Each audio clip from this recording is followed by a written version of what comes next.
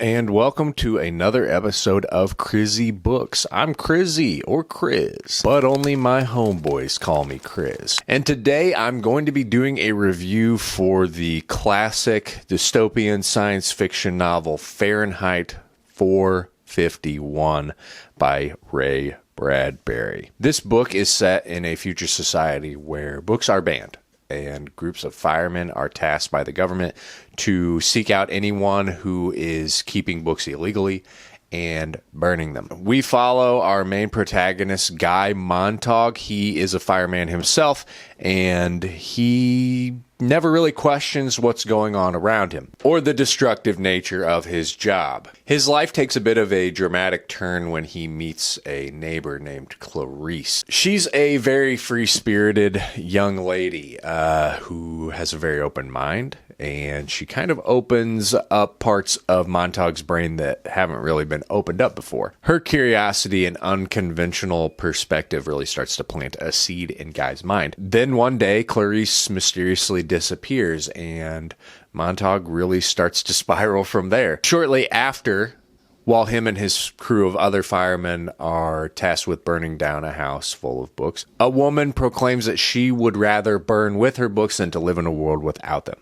And this is kind of like the final nail in Montag's coffin. From then on, he starts secretly stashing books that he takes from houses. He begins reading them and learning more. His mind starts opening up a little more, and he really begins to become disillusioned with the society and the world around him. The world that we're living in Fahrenheit 451 is one of mindless mass media, immediate comforts, immediate happiness. Anything like critical thinking or self-expression really looked down upon. Nobody wants to be a part of that kind of stuff. And Montag's wife, Mildred, is very much ingrained in this society. And when Montag starts to open up to her about what's going on with him and questioning the society they live in and letting her know about all these illegally kept books that he has, she begins to freak out a little bit. And then a big confrontation happens when she has some of her friends over who are also very much into this current society they live in.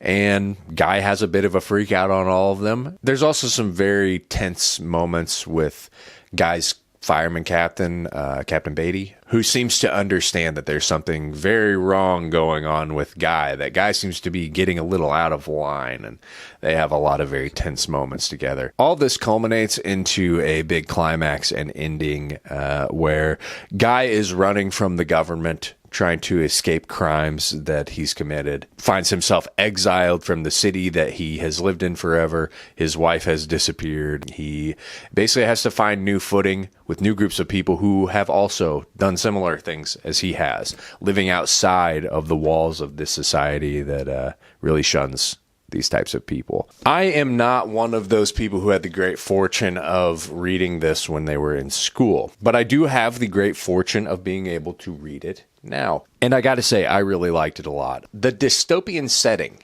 in this novel is so insanely parallel to the one that we live in now, and it's so crazy. It's crazy, and it's scary. I think this book is really good, although I do think that there's a little bit of weirdness happening in like the last third. It still definitely deserves its place as an all-time great sci-fi dystopian classic. In terms of plot and setting, again, very scary, and I feel like it seems cliche to say about this because it's probably been said a billion times. This is a world we live in now, folks. We're living in Fahrenheit 451, but it is very scary reading this from the perspective of, I read this in 2024. It's crazy.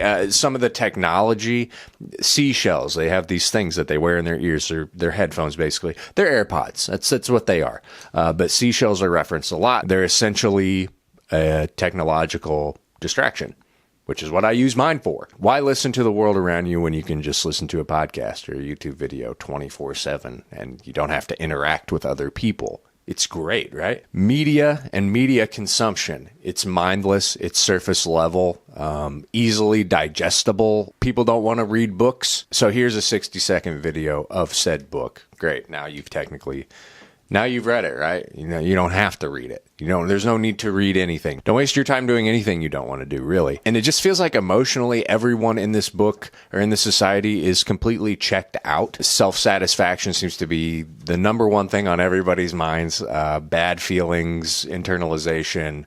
Those are like some of the worst things that you could ever do. We don't want to talk about how we feel bad or anything like that. And even with Guy and Mildred's marriage, it feels so like weird, like they don't even seem to fully understand how it happened or how they got together in the first place. It's just so strange. There's a lot of propaganda at work, obviously, with a book like this, and there's this war going on over their heads. There's jets flying over, bombs are exploding, and they're constantly being told, like, don't worry, we're winning the war. You don't need to worry about the war. We've got it, which is obviously, in the end, not true at all. And all of this feels so familiar because I feel like it's the world that I live in right now. And that's what makes this so scary and so good.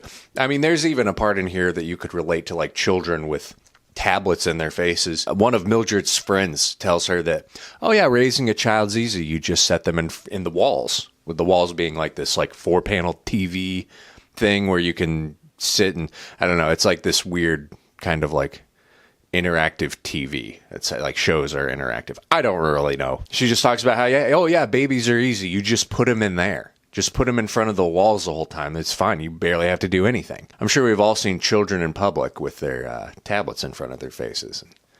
That makes me feel icky. I don't like that. Bradbury does talk shit on comic books, though, and he can fuck off for that one. There just seems to be this unspoken sense of apathy in this society, and that really resonates with me. It all does feel like nobody really seems to care what's going on around them as long as they're happy and entertained. There's a ton of gaslighting going on, too, especially with Guy and Mildred. People would just say, like, oh, this happened. And they're like, no, it didn't.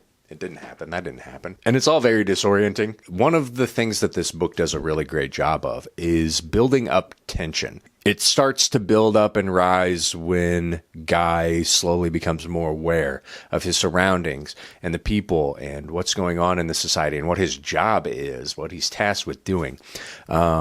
And his desire to learn more. He starts lying and hiding books in his house, and the fire chief, Beatty, he immediately knows what's going on with Guy, which is weird because it seems like Beatty is also incredibly well educated and well read. You're wondering how that's possible. Is Beatty, like Guy, only wanting to keep that a secret because no one else would recognize that that's what's happened with him?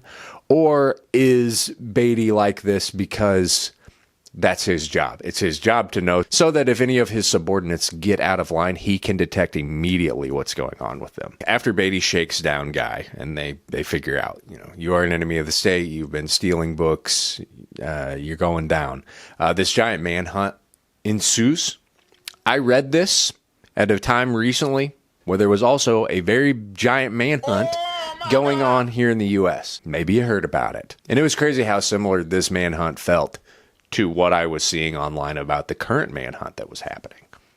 Eerily similar. The media making things up about Guy, misleading you, telling you things about the person to demonize them, making up evidence, all kinds of things. It's the same exact thing. And that is also what makes this book so fucking scary. One thing that I get to do with this book that I haven't been able to do in a while, not that I'm happy about doing it, but I have what I call the dead dog counter. Every time a dog dies in a book, I add it. It's been a couple months since I've had a dead dog in a book, but we got one, so put it up on the board. I'll say again, the ending did feel a little disjointed from the rest of it. A little rushed and abrupt, honestly. Once Guy escapes the city and meets these new, intellectual men living in the woods, it's all very interesting. And I feel like maybe I wanted a little more out of that. Because it's like as soon as Guy leaves, the city gets bombed and leveled. And that happens very quickly. And these guys are right outside the city, but they're also like unaffected by this bombing.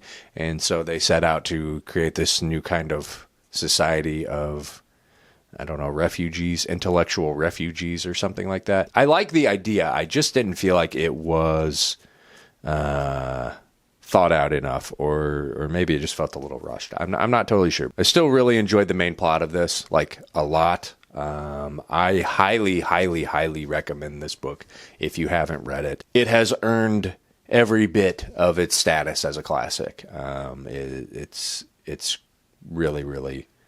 really crazy and prophetic, and I'm sure it's been said, but it is no more relevant than it is right now. Overall, I'm going to give Fahrenheit 451 a very solid 4 out of 5. I really liked it. Very good. But what do you think? Have you read Fahrenheit 451? What are your thoughts about it? Let me know. Sound off in the comments below, giving me your thoughts and opinions about this dystopian nightmare classic. If you are on Goodreads or Fable, you can follow me on either or both, so you can be up to date with what I'm reading currently, what I'm rating, all that fun stuff. Be sure to like this video, subscribe to my channel, and as always, thank you for watching. Bye.